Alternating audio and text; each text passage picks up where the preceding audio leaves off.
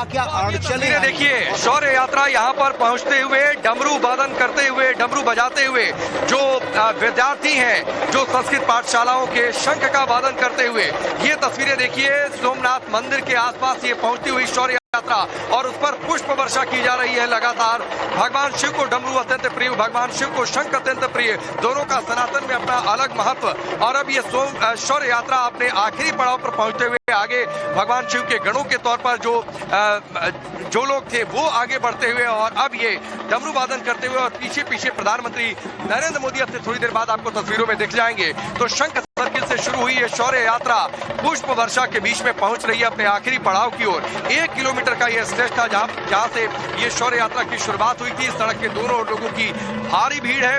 मंदिर परिसर में भी जहां से लोग दर्शनों के लिए जाते हैं वहां पर भी बहुत ज्यादा भीड़ है। और आगे अब आप देखिए अश्वरोहियों का दल भी, और इसलिए भी अश्वरोहियों का दल क्योंकि सनातन के संघर्ष में सैनिकों ने, जो सनातन के रक्षक थे, उन्होंने अपनी कुर्बानियां दी। कई सारी लड़ाइयों का ये गवाह सोमनाथ रहा है। अगर 17 से ज्यादा बार यहाँ पर आक्रमण हुए, उन आक्रमणों के बावजूद भी अगर मंदिर अपने मौजूदा दौर में आधुनिक तौर पर इतने वैभव के साथ उठ खड़ा हुआ है, तो जाहिर सी बात है उसकी चर्चा हो रही है। और उसी का प्रतीक ये देखिए, सनातन की धर्म ध्वजा भगवा को हाथ में लेकर आगे बढ़ते हुए अश्वरोही 108 घोड़े इस शौर्य यात्रा में शामिल हैं। और 725 से अगर पहले आक्रमण से बातचीत करें, 1026 में महमूद गजनवी ने जो सबसे बड़ा आक्रमण किया था, उसके बाद भी जो लगातार चुकी लड़ाइयां लड़ी जाती थी, घुड़सवार सैनिक होते थे, जो पहले ये अगर मंदिर के प्राचीन रूप की बात करें तो ये किलेनुमा जगह थी, और किलेनुमा जगह के अंदर ये सोमनाथ मंदिर अपने दिव्य रूप में मौजूद था। लेकिन महमूद गजनवी ने पूरी तरीके से ध्वस्त किया, तहस नहस किया, न सिर्फ किले को रविकांत, आपका भी हम रुख करेंगे। हम आप दोनों के पास इस वक्त शौर्य यात्रा के अपडेट्स के लिए आएंगे।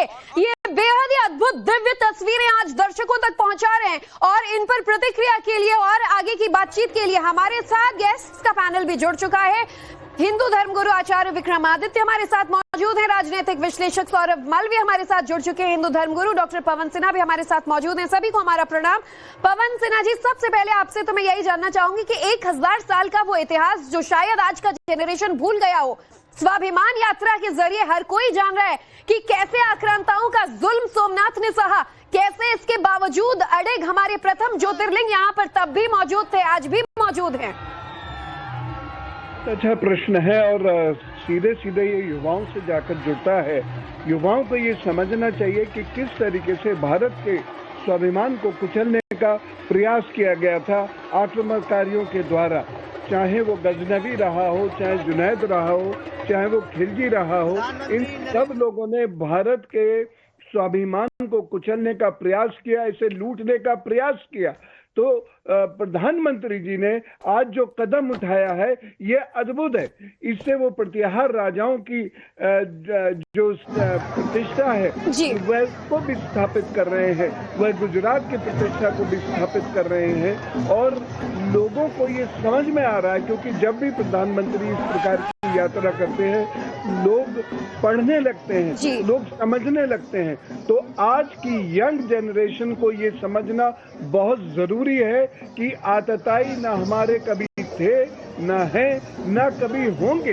तो इसलिए ये स्वाभिमान यात्रा जो है लंबे समय तक याद रखी जाएगी, क्योंकि इसने भारत के लोगों को जो सुप्त पड़े हुए थे और भारत के युवाओं को एक नई सोच दी है, एक नई दिशा दी है, एक पढ़ने का मौका दिया है कि जिससे कि भारत के स्वाभिमान को वह समझे और भारत के शत्रुबोध को भी वो समझे। भारत जिस प्रकार से शत्रु से घिरा रहा है उसको वो समझे और तब अपने भविष्य की यात्रा को तय करें। निश्चित तौर पर, और जिस तरीके से आपने कहा कि जो नहीं भी जान रहा था ना, वो इन तस्वीरों को देखेगा तो आस्था का ऐसा सैलाब मन में उमड़ेगा कि न सिर्फ वो सोचेगा कि मैं खुद कब जाऊं सोमनाथ में हम दर्शन करें, बल्कि उसके इतिहास को समझे। और यही भारत का वो गौरवशाली इतिहास है, यही वो सोने की चिड़िया भारत जिसे हम कहते आए हैं कि इसका एक सबसे अच्छा एग्जाम्पल सोमनाथ है। और देखिए जिस तरीके की तस्वीरें सामने आ रही हैं, आचार्य विक्रमादित्य भी हमारे साथ मौजूद हैं। आचार्य जी, आपसे भी हम आपकी राय जानना चाहेंगे कि जब इस तरीके से हम देखते हैं कि आस्था का ऐसा सैलाब सोमनाथ साथ में देखने को मिल रहा है। सनातन का एक उद्घोष जाता है, सनातनियों के साथ साथ दुनिया भर में सबको एकता का एक संदेश यहाँ से प्रधानमंत्री दे रहे हैं। सनातन का तो उद्घोष सदा से रहा है, सर्वे भवन्तु सुखिनः सर्वे सन्तु निरामया।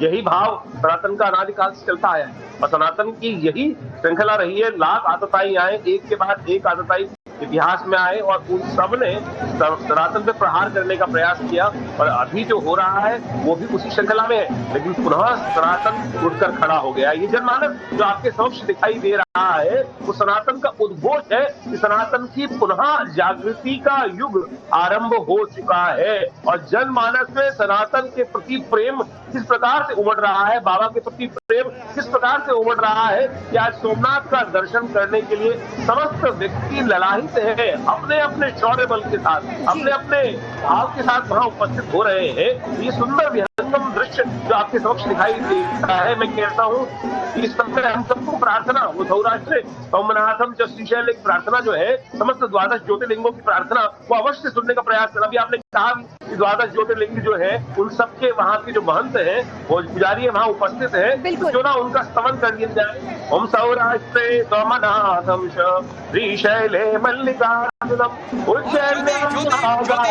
मैं इस बातचीत को रोकना चाहता हूं। तस्वीरें देखिए, प्रधानमंत्री नरेंद्र मोदी अब आपको दिखाई दे रहे होंगे यहाँ पर वीर हमीर गोहिल चौक पर पहुंचते हुए प्रधानमंत्री मोदी, और जो सड़क के दूसरी ओर लोगों की भीड़ है, हाथ हिलाकर उनका अभिवादन करते हुए, और सामने जो संस्कृत पाठशालाओं के जो अलग अलग जगहों के जो विद्यार्थी हैं वो शंख वादन करते हुए, डमरू वादन करते हुए, और प्रधानमंत्री मोदी अब आपको तस्वीरों में दिखाई दे रहे होंगे। उनके साथ हर्ष सांघवी है और साथ ही मुख्यमंत्री भूपेंद्र पटेल भी हैं। उनसे रुक रुक कर बीच में बातचीत करते हुए प्रधानमंत्री मोदी की ये तस्वीर, और जाहिर सी बात है जब प्रधानमंत्री मोदी शंख सर्किल से जब आगे बढ़ रहे हैं सोमनाथ मंदिर की ओर, लोगों का अभिवादन स्वीकार कर रहे हैं डमरू वादन और शंख वादन के बीच में, तो जाहिर सी बात है सोमनाथ को लेकर जो संघर्ष रहा है वो संघर्ष की बातें उनके जहन में होंगी। इस बात की भी स्मृतियां उनके जहन में भी होंगी।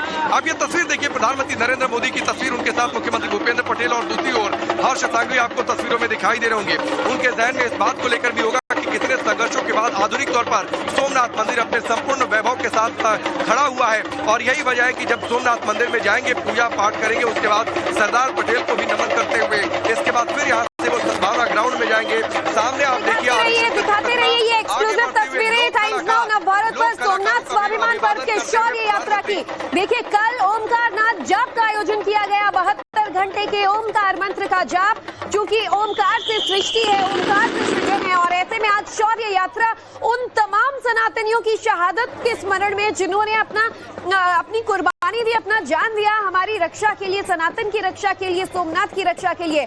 ये अद्भुत तस्वीरें हम लगातार दिखा रहे हैं हमारे दर्शकों को, आसमान से लेकर जमीन तक हर तरफ आप देखिए सनातनी रंग में रंगे लोग नजर आ रहे हैं, और प्रधानमंत्री नरेंद्र मोदी का काफिला शौर्य यात्रा में आगे गुजर रहा है। राकेश, आपसे हम तस्वीरों के साथ साथ अपडेट्स लेते रहेंगे, और साथ ही सौरभ मालवीय जो है राजनीतिक विश्लेषक, उनका मैं रुख करने वाली थी, लेकिन उससे पहले हम आचार्य विक्रमादित्य जो है हिंदू धर्मगुरु, उनसे भी 12 ज्योतिर्लिंग का जो द्वादश ज्योतिर्लिंग स्तुति है ना, वो सुना रहे थे, लेकिन बीच में ही चूंकि वो रोकना पड़ा, ये तस्वीरें भी आ रही थी। आचार्य जी, एक तरफ हम ये तस्वीरें भी दिखा रहे हैं, माफी भी चाहूंगी आपसे चूंकि आपकी आवाज जो है वो हमारे सहयोगियों तक नहीं पहुंच पाती है, ऐसे में इन तस्वीरों के साथ साथ जरा आपका मंत्रोच्चारण भी हो जाए। ये बिल्कुल बड़ा सुंदर सिलसिला है भगवान शंकर के द्वादश ज्योतिर्लिंगों की, जिसके अंदर द्वादश ज्योतिर्लिंगों का नाम दिया गया है। हम सौराष्ट्रे सोमनाथम च श्रीशैले मल्लिकार्जुनम उज्जैन्यां महाकाल ओंकारममलेश्वरम परल्यां वैद्यनाथं च डाकिन्यां भीमशंकरं सेतुबन्धे दुरावेशं नागेशं दारुकावणे वाराणस्यां तु विश्वेशं त्र्यंबकं गौतमी तटे हिमालय तु केदारं शमे संत शिवालय एतानि ज्योतिर्लिंगानि सायं प्रातः पठेन्नर सप्त जन्म कृतम। लिंग कहा गया है कि इनका केवल स्मरण मात्र यदि सुबह और शाम कर ले तो हर रोज के जो भी आपके दुष्कृत्य है वो क्षय हो जाते हैं, भगवान का सुंदर स्तवन हो जाता है, उनके दर्शन का लाभ भी स्वर्ण मात्र से मिल जाता है। ये 12 ज्योतिर्लिंग में सबसे श्रेष्ठ जो है सौराष्ट्र के सोमनाथ, जिनको भगवान चंद्रमा ने स्वयं स्थापित किया, भगवान शिव की स्तुति करने के लिए बीमार हो गए, अस्वस्थ थे। उस समय महामृत्युंजय भगवान का ध्यान करते हुए उन्होंने अपने हाथ से शिवलिंग का निर्माण किया, इसलिए इनका नाम सोमनाथ है। जो सोम के प्रिय है, जिनको सोम अति प्रिय है, वो सोमनाथ का दर्शन आप साक्षात हमारे चैनल के माध्यम से कर रहे हैं। तो सुंदर रूप से हमारे प्रधानमंत्री जी आज उनकी कृपा प्राप्त करने के लिए वैसे तो हमेशा जाते रहे, और ये गुजरात का सुंदर सौभाग्य है कि उस क्षेत्र में सोमनाथ जी का सुंदर शिवलिंग विराजमान है, और उनके ध्वजा स्तंभ के नीचे इतने बड़े प्रांगण में सब लोग आह्लादित होने के लिए, आज सबका दर्शन करने के लिए वहाँ उपस्थित हो रहे हैं। निश्चित तौर पर, और इस पर्व से अब लोग समझ रहे हैं कि कैसे सोमनाथ मंदिर जो है वो एक तरीके से भारत की आत्मा स्वरूप है, और इसीलिए महादेव की भक्ति में हर कोई लीन नजर आ रहा है, वो देश का प्रधानमंत्री क्यों ना हो।